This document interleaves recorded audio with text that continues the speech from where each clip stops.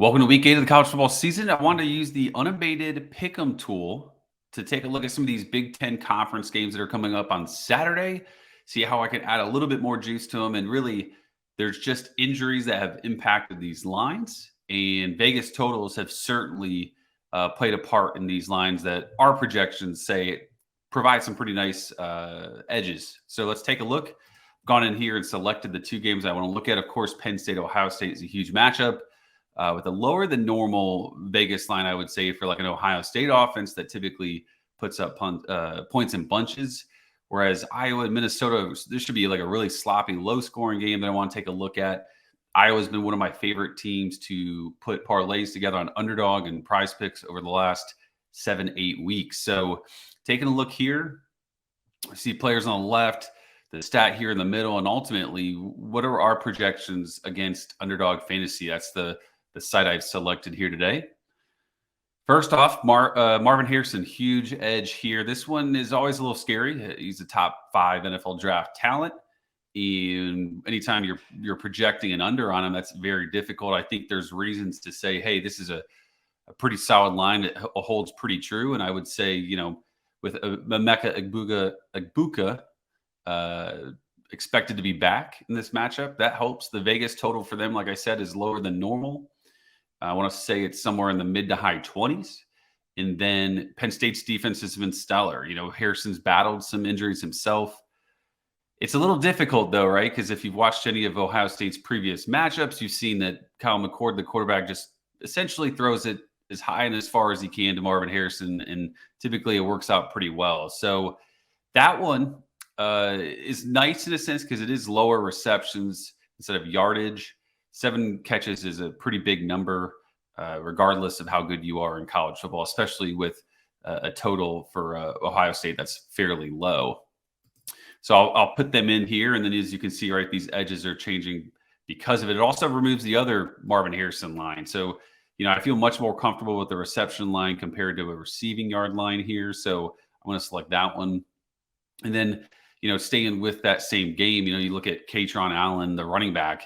He's one of 2 guys. And maybe that's why we see a little bit of a lower number with 43.5 on Underdog. But he's going to get the workload. And especially in a big game like this, it's just going to be him and Singleton, the other running back, getting a ton of different carries here. So I like the over here. He's been, in my sense, a little bit more productive than Singleton, has gotten a little bit more usage. And ultimately, I think he's actually started the majority of the games, if not all of them, although that is a pure technicality. They both rotate fairly even in terms of usage. So I'll add him in here. Now, Wallace, this isn't my favorite. Ohio State's defense has been very good. Drew Aller has been average, fairly pedestrian in terms of like yards per attempt. He's completing somewhere around 65% of passes, though. Is there a world where Penn State tends to move a little bit more pass happy? We haven't seen it, but they've also not really been challenged, so we don't know for sure how they would attack when being down, which is what Vegas has. I think the total is, or the spread is around -4 there. So I don't love this play. He's battled some injuries as well, so I'm going to look elsewhere. Let's take a look at this Minnesota and Iowa game. Iowa unders have been pretty fruitful overall, unless you're betting the tight end. Those typically go over, but now we see Eric All, the second tight end on that team, to be injured for the rest of the season. This is a pretty sloppy, awful offense. One of the worst, if not the worst offense in all of college football. They average somewhere around 4.5 yards per attempt with Deacon Hill, the backup quarterback that's been playing more recently. He threw for 37 yards last week in the win against Wisconsin. So this game is only a 31.5 point total, which is just phenomenal. It's incredible. I will, this is a low number, but I like it. He's only going to see potentially 3-4 targets, maybe 5, but, Deacon Hill is completing like 45% of passes and 4.5 yards per attempt, let's say. That's a really low number. He's going to have to catch all of them essentially and maybe make 1 or 2 big moves to make a bigger catch than normal. Do like that one here. And then Minnesota, they're going to try to run the ball a ton. Hopefully Darius Taylor, the running back, is back for this one. But they don't have a lot of receivers. Even if they did run it a good bit, a heavy majority, let's say they throw it 20 times. They really only have 2 or 3 different guys to throw to. There's been some injuries and then just lack of depth have really hurt them. So like Daniel Jackson here and Corey Crooms are the two better options. Those are the two wideouts, whereas Brevin Spanford is your tight end. So we see the receiving yards here for Spanford at over 9.5. That's just a crazy number, considering he's going to see 3 to 5 targets. I do like that one. And then looking at a guy like Corey Crooms, a slot receiver for them that has been pretty productive, but nothing too crazy. He's had some success in the past at Western Michigan, I believe it was. This 3 receptions.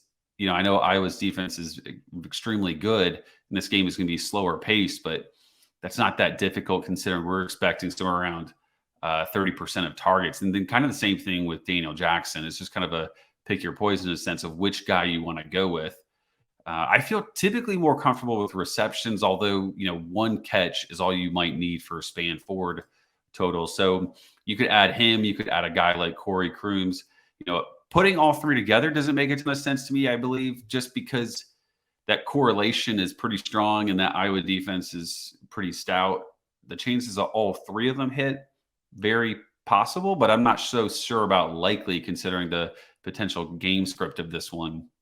And then finally, want to mention LaShawn Williams here. Let's actually break it down a little bit easier for us too. Let's take a look at here at LaShawn Williams and Caleb Johnson. So we see Caleb Johnson down here at the bottom with a negative edge, but LaShawn Williams has this 10.5% edge. He's typically been the 1B or maybe even the running back 2 for them. Caleb Johnson had an incredible game 2 weeks ago and then got out carried last week against Wisconsin. I suspect both these guys see between 12 and 18 rushing attempts. They will run it a bunch. The question is who gets more of the 15 to 18 and who gets more of the 12 to 15. I think there's going to be some sort of split there that is going to be fairly impactful. I am a betting man, I guess, right? I'm here talking to you guys about how to use a pick'em tool. I would rather bet the under here on LaShawn Williams and suspect that he gets closer to the 12 to 15 carries. And against a defense in a slow game like Minnesota, I think that's a pretty solid bet. And just to mention, right, Deacon Hill, we have him as a slight over. I believe we have him around 5.5 yards per attempt, though, just because it's just so crazy to have such a low number. It's such a low number. You could, for fun, do it, but I just wouldn't put any serious money on an over. Truly, I wouldn't touch it, period, just because it's such a low number and so ridiculous by nature that it's even something we're considering. So let's take a look and add LaShawn Williams here. And then you can see, right? So this is how you can break down your different edges and the probability of them happening using the DFS Pick'em tool over at Unabated. If you want to give them a try, you can use the promo code SMIZZ. That's SMIZZ. Gives you a 5-day free trial. Perfect timing with college football and NFL coming up every week. Gives you a good idea of what you could use and how you could use it over at unabated.com. Check us out.